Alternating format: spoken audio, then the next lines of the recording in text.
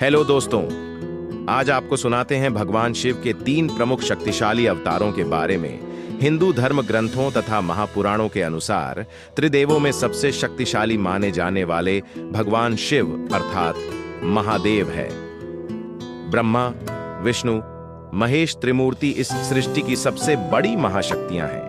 ब्रह्मदेव को छोड़कर भगवान विष्णु और भगवान शिव समय समय पर अवतार लेते रहते हैं ताकि सृष्टि के संचालन को अच्छे से चलाया जा सके। इसके लिए भगवान विष्णु अब तक 9 अवतार ले चुके हैं, जबकि भगवान शिव के अब तक 19 अवतार लेने का वर्णन मिलता है। ऐसे ही भगवान शिव के 19 अवतारों में से 3 सबसे महाशक्तिशाली अवतारों के बारे में आज हम चर्चा करेंगे। देवों के देव महादेव सृष्टि के विनाशक हैं, जो कि इस सृष्टि से जीवन तथा अहंकार, बुराइयों आदि का अंत करते हैं। जब जब इस सृष्टि में अहंकार अपने चरम पर पहुंचा, तब महादेव ने विनाशकारी अवतार रूप में आकर अहंकार का नाश किया है। इसलिए आज हम महादेव के 3 सबसे अधिक शक्तिशाली अवतारों के बारे में बात करेंगे, जो कि इस प्रकार है। पहला अवतार है काल भैरव। महापुराणों के अनुसार माना जाता है कि भगवान शिव ने काल भैरव अवतार को सृष्टि के निर्माण के समय लिया था। बात यह थी कि सृष्टि के निर्माण के समय भगवान नारायण और ब्रह्मदेव की उत्पत्ति हुई, तब ब्रह्मदेव को अपने सबसे श्रेष्ठ होने का अहंकार उत्पन्न हुआ।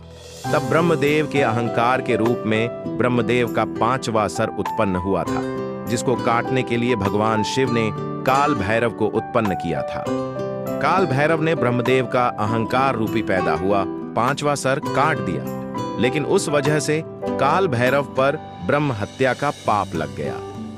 काल भैरव ब्रह्मदेव के उस कटे हुए शीश को लेकर बहुत से तीर्थ स्थानों पर घूमते रहे, लेकिन उन्हें ब्रह्म हत्या के पाप से मुक्ति नहीं मिली। अंत में जब काल भैरव काशी पहुंचे, तब वहां पर उन्हें ब्रह्म हत्या के पाप से मुक्ति मिल गई और काल भैरव हमेशा के लिए काशी में ही स्थित हो गए। काल भैरव भगवान शिव के पहले अवतार थे, जिन्होंने सृष्टि के रचयिता ब्रह्मदेव का शीश काट दिया था। वे महाशक्तिशाली थे। भगवान शिव के दूसरे महाशक्तिशाली अवतार का नाम था वीरभद्र। वीरभद्र की उत्पत्ति भगवान शिव की पत्नी सती के पिता प्रजापति दक्ष को मारने के लिए हुई थी। प्रजापति दक्ष का अहंकार इतना अधिक बढ़ गया था कि वह भगवान शिव की पत्नी माता सती के मृत्यु का कारण बन गए थे। माता सती की मृत्यु से भगवान शिव इतने अधिक आहत हुए कि वह क्रोध में तांडव करने लगे, जिससे यह सृष्टि कांपने लगी थी। तब तांडव करते हुए महादेव ने अपनी जटा का एक हिस्सा उखाड़कर जमीन पर फेंका, जिससे वीरभद्र की उत्पत्ति हुई। महादेव ने वीरभद्र को यह स्पष्ट आदेश दिया कि तुम इसी समय प्रजापति दक्ष के राज्य में जाकर उसका अंत कर दो, और जो भी तुम्हारे रास्ते में आए, चाहे वह देवता, दानव या मनुष्य कोई भी हो, उसे भी भस्म कर दो। वीरभद्र, जो कि महादेव की कुंडलिनी शक्ति का प्रतीक था, उसी क्षण प्रस्थान करते हैं। प्रजापति दक्ष के महल में आकर उनका यज्ञ विध्वंस कर देते हैं।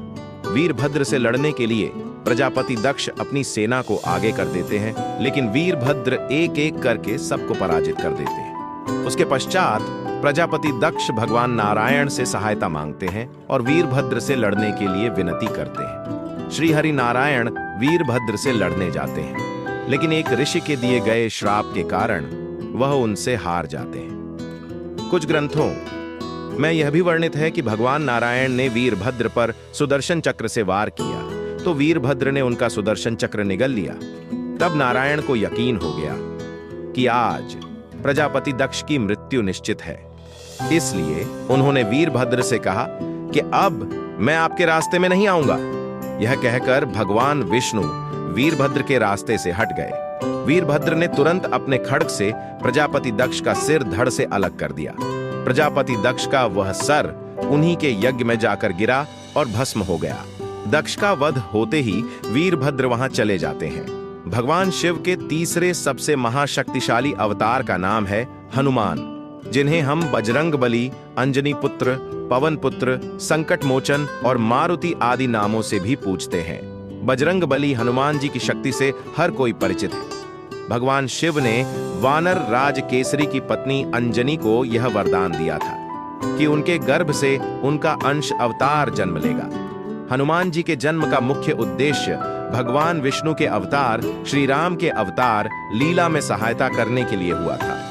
भगवान विष्णु श्री राम का अवतार लेकर धरती पर से राक्षसों के बढ़े हुए अत्याचारों का अंत करने के लिए मानव रूप में आए थे। श्री राम की इस लीला में उनका सहयोग करने तथा राक्षसों का नाश करने के लिए भगवान शिव 11वें रुद्र अर्थात एक वानर के रूप में अवतरित हुए। बजरंगबली हनुमान की शक्तियां असीमित थीं, क्योंकि वे अनादि और अनंत महादेव के 11वें रुद्र अवतार थे। उन्हें हर देवता से वरदान प्राप्त था, यहां तक कि ब्रह्मास्त्र भी उनका कुछ नहीं बिगाड़ सकता था। अपने बालपन में ही हनुमान ने सूर्य को निगल लिया था। जिस रावण को वानर राज बाली अपनी कांख में दबाकर 6 महीने तक घूमता रहा था, वह बाली भी हनुमान जी की शक्ति का 10वां हिस्सा भी संभाल नहीं पाया था। महाबलशाली होने के साथ हनुमान जी बहुत विद्वान तथा धर्म और वेदों के झाता थे। वह अपने शरीर को किसी भी आकार में ढाल सकते थे। माता सीता ने उन्हें 8 सिद्धियां और 9 निधियों के दाता होने का वरदान दिया था। अगर आपको यह वीडियो पसंद आए तो प्लीज लाइक, शेयर और चैनल को सब्सक्राइब करें। धन्यवाद।